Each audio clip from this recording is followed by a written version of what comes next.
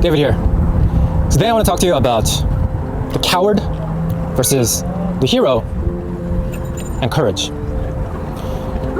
So I want to talk today about fears, about facing your personal fears, your irrational fears. And this is actually very different from biological fears, because human beings, we have a tendency to fear certain objects, certain animals, and like dark and scary, like insecty kind of stuff. Those are like natural biological fears. But there are also irrational fears that human beings have, that we have been conditioned to have. And I like to see it as this. A personal fear is life's way of showing you your direction. It's like life's compass. Fear is a compass. And the difference between a coward and the hero is not much at all.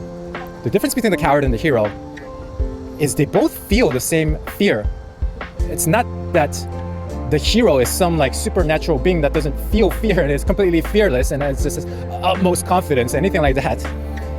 But they both feel the same exact thing. They both feel the fear. And I'm willing to bet the hero feels it even more. But the difference here is the hero decides to take action regardless. They decide to do something with that fear instead of just being riddled and stifled by it. And that is the only difference between the coward and the hero. So it's not a difference of feeling. It's a difference of action. It's a difference of being proactive and facing that fear. And you know what? From life's experience, this is what I find. I find that whenever I face a certain type of fear, whether it's speaking in public, speaking in front of an audience, or whether that is some smaller stuff as like talking to a stranger, or this is a big one for most people. It's like talking to a stranger of the opposite sex, you know. Whenever I do stuff like this, and this could be one of the fears, right? It's speaking in front of a camera and having all these people around me. So that could be one of the fears. And whenever you lean into your fears, you face these fears, you start developing courage muscles. Courage muscles. And I didn't know there was such a thing, right? I didn't even know that this exists, but it does.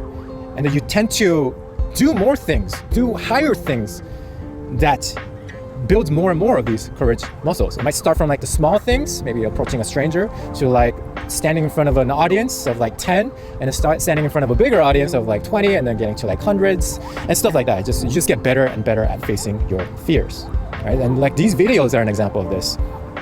Like I wouldn't have imagined myself standing in front of a freaking video camera, speaking to this thing in front of other people. 10 years ago, I could not have imagined that at all. Right? 15 years ago, David, that was like the coward version, right? And now it's like, these things are very easy to do. Very easy to do, not because I have built up more muscle to do this, and I have also built up more skill to do this as well, but just because I have a different mindset now.